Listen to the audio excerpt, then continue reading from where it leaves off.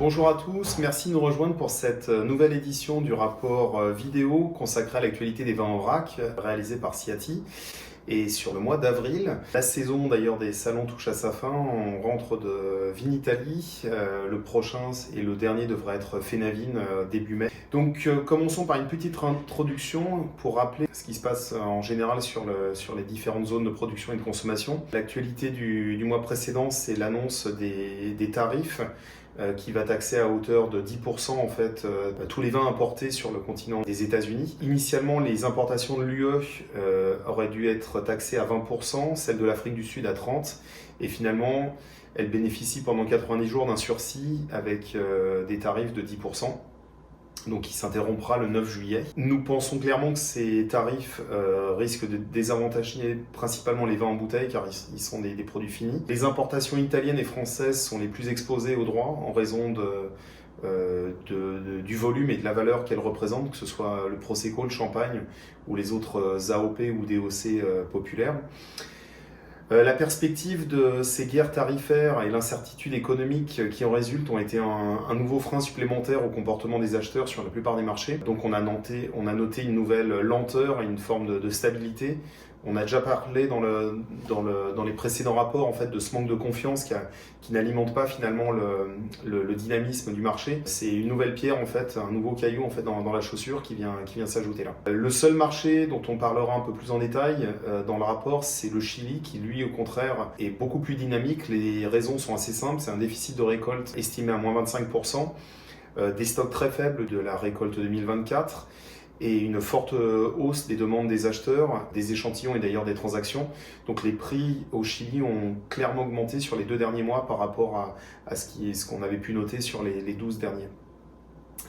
Donc attaquons pays par pays le survol un peu de l'activité en commençant par l'hémisphère sud et l'Argentine où la récolte de 2025 est projetée à 2,09 millions de tonnes métriques. Un petit rappel là, pour parler en hectolitres qui est un peu plus la valeur dont on a l'habitude en France.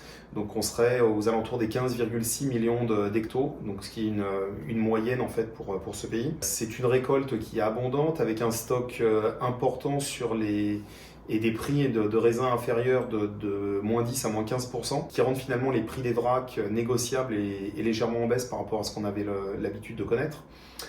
Le Malbec de qualité standard se négocie maintenant aux alentours des $75 de l'hecto contre 90 il y a 12 mois. Les contrôles de change dont on avait parlé plusieurs fois sur le peso argentin ont finalement été supprimés à partir du 14 avril pour la première fois depuis 2019.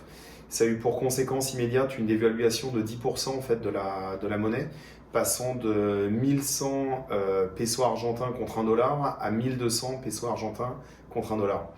Donc ça devrait également aider à rendre les prix des vins en vrac argentins plus compétitifs.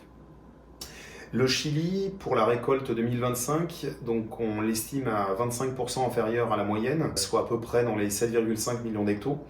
Rappelons que c'est un pays qui, dans le passé, était plutôt aux alentours des 12 millions, donc il y a un vrai recul en fait sur cette zone-là. On note un stock donc 2024 qui était très limité, des prix du raisin beaucoup plus élevés et donc tous ces signaux en fait ont fait augmenter les prix des vins en vrac au cours des 2 derniers mois. À titre d'indication, le Sauvignon blanc de qualité standard 2025 va se négocier entre 95 et 110 $ l'hecto contre grosso modo une dizaine de dollars de l'hecto en moins quand on était sur le millésime 2024. Pour le chardonnay, à peu près les mêmes bases de prix et à peu près les mêmes écarts par rapport à 2024. Donc encore une fois, on a noté un fort niveau d'activité des acheteurs nationaux et internationaux. D'ailleurs, on invite tous ceux qui ne sont pas encore couverts sur ces origines à faire connaître leurs besoins pour pouvoir valider les derniers lots qui resteraient disponibles sur le marché. En Afrique du Sud, la récolte est estimée à 1,18 million de tonnes, soit à peu près 8,8 millions d'hectos. Elle est conforme aux attentes. Elle est légèrement en hausse par rapport à la faible récolte 2024 à hauteur de 6%, mais de 10% inférieure à la moyenne des 10 dernières années. On note une disponibilité sur tous les vins de cépage et sur les rosés, que ce soit Pinotage ou Cinsault, peut-être lié aussi à un recul de l'attractivité de ces vins sur les dernières années en alternative à ce qui, en tout cas pour le Cinsault, à ce qu'on pouvait trouver notamment sur des vins français. Stabilité des vins, des prix des vins, on parlera ensuite de la monnaie. Un Sauvignon blanc 2025 va se négocier entre 13,65 et 16 rand le litre, et les rosés de cépage 2025 entre 11,25 et 12 rand le litre. Pour revenir sur le rand en tant que tel, il s'est fortement affaibli par rapport à l'euro ces dernières semaines, passant de 19 rand 50 contre 1 euro à 21 rand 50. Néanmoins, je vous invite à regarder les courbes, il fait le yo-yo, il se stabilise à peu près aux alentours des 21 rands pour 1 euro à date. En Australie, la récolte 2025 touche à sa fin, la qualité est plutôt jugée élevée. L'Australie est également désormais soumise à des droits d'importation de 10% aux USA, annulant l'accord qui existait et qui prévalait jusqu'à présent, qui l'exhortait de tout tarif. On avait déjà constaté un déclin des expéditions des vins en vrac vers le marché américain après une augmentation des exportations au début de l'année 23. Voilà ce qu'on peut dire en tout cas sur ce pays. Un peu plus d'actualité sur la Nouvelle-Zélande où le potentiel de récolte 2025 reste important en raison d'un stock encore fort sur 2024 mais également 2023. Donc on note que certains raisins ne seront pas cueillis ou seront carrément abandonnés. Le prix moyen du raisin pour le Sauvignon blanc 2025 est environ de 1800 dollars néo-zélandais la tonne contre 2400 il y a 2 ans, en 2023.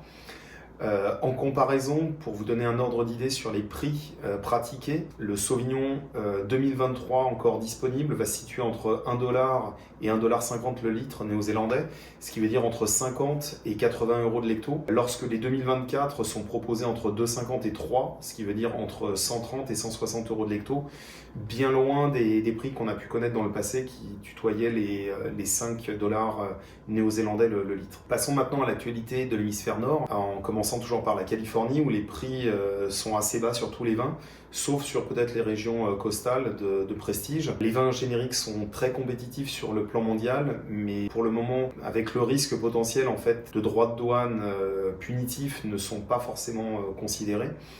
Au vu des dernières statistiques export, on a noté un intérêt accru en dehors du marché national pour les vins californiens depuis 1 an. C'est potentiellement indicatif de la compétitivité actuelle des prix de la Californie par rapport aux concurrents internationaux. Les droits d'importation de base de 10% imposés par les USA sur toutes les importations risquent d'avoir pour conséquence principale de créer des opportunités et d'augmenter finalement leur présence au sein de leur marché national. En ce qui concerne le vignoble, les conditions restent normales avec une légère confiance concernant les réserves d'eau après un hiver qui a été plutôt humide. En France, la catégorie des vins de France, justement, sur les génériques, domine l'activité du marché des vins en vrac dans le sud de la France, pour plusieurs raisons. Les prix de ces vins sont à leur niveau potentiellement le plus bas depuis 10 ans et sont ultra compétitifs compte tenu de la hausse des prix en Espagne et puis de la faible récolte en Italie. Rappelons que cette catégorie comprend différentes qualités. Elle va de qualités très standards et des vins non millésimés à des profils réellement définis en vin de France, voire des IGP ou des AOP déclassés. Les Charentes pourraient encore une fois potentiellement approvisionner sur 2025 le marché d'entrée de gamme à long terme, car la production de cognac a été plafonnée. On pourrait estimer finalement à quasiment 1,5 million d'hectos le potentiel de vin qui pourrait revenir sur le marché. En ce qui concerne les transactions, sur le Languedoc, c'est toujours le Pinot Noir qui est en tête des demandes des vins IGP avec malheureusement très peu de disponibilité. Notons que par contre le marché du rosé est lent, principalement on va dire lié aux conditions météo du début de printemps en Europe qui sont plutôt pluvieuses. Dans le vignoble, c'est des conditions normales pour le moment, une confiance qui remonte par rapport aux réserves d'eau après un hiver et un début de printemps très humide. D'ailleurs, les premières sorties sont assez impressionnantes et laissent présager une récolte abondante pour 2025. Néanmoins, les Saintes Glaces 2025 qui seront entre le 11 et le 13 mai ne sont pas passés, donc jusqu'à cette date, les risques de gelée semblent s'éloigner. Gros point d'interrogation à suivre pour la pression mildiou et éventuellement aussi des canicules d'été qui pourraient encore réduire le potentiel. Encore une fois, la problématique, c'est de se dire qu'avec une petite récolte 2024, on a toutes les peines du monde en fait à trouver commercialisation. Donc, qu'est-ce qui va se passer finalement si on refait une récolte juste normale ou forte en fait sur 2025. Au sujet de l'Italie, le marché est particulièrement exposé aux droits d'importation américains. C'était d'ailleurs le leitmotiv un petit peu de Vinitaly. Rappelons que le marché US représente 22% de la valeur totale des exportations des vins de l'Italie. Rappelons que de toute façon, juste après l'élection présidentielle de novembre, tous les grands importateurs américains avaient augmenté leurs envois de vins italiens d'environ 20 à 30%, justement en prévision de tarifs. Les appellations phares continuent de bien performer. Les mises de Prosecco augmentent de plus 6%, celles du Pinot Grigio de plus 2% par rapport à mars 2024. On note une hausse de la demande chinoise, potentiellement due à une diversification des produits, et là elle se porte pas forcément sur ce qu'on avait l'habitude d'imaginer de ce pays en termes de consommation, à savoir des rouges, mais plutôt vers des vins blancs et des sparkling. Pour ce qui est des conditions de vignoble, elles sont plutôt normales. Il s'est produit quelques gelées dans le centre durant la semaine de Vinitaly, mais sans énormes conséquences. Pour ce qui est de l'Espagne, donc qui se prépare à recevoir Finavine, comme je l'expliquais, où d'ailleurs notre collègue David sera présent, on note une première baisse des prix pour les blancs de cépage, quelques blancs génériques et rosés, finalement après un mois de mars assez humide qui a renforcé la confiance dans le potentiel de récolte 2025. À noter que notamment les sauvignons blancs vont se situer entre 70 et 75 euros l'hecto contre 80 et 85, à peu près le même prix pour les chardons. Les prix des rouges génériques ont eux par contre augmenté à partir d'une base qui était inférieure en raison d'une certaine demande sur le marché national. Le marché national d'ailleurs qui considère un moment comme alternative la possibilité d'importer des vins en dehors de leur pays et notamment en dehors de l'Europe semble freiner un petit peu cette demande par rapport en fait à l'incertitude de potentiels droits de douane et des augmentations des coûts de transport. Et dernière chose, pour parler du marché, la hausse continue qu'on avait connue sur les mots mutés semble s'arrêter. Voilà. Je vous remercie à tous encore une fois pour ces quelques minutes consacrées à écouter ce rapport. Merci à Vincéo pour la diffusion. Je vous dis rendez-vous pour la prochaine édition, le mois prochain. Et puis de façon physique, si vous venez sur les prochains événements qui seront organisés par Vincéo, dont la grande conférence qui aura lieu début juin. Merci à tous et à très bientôt. Au revoir.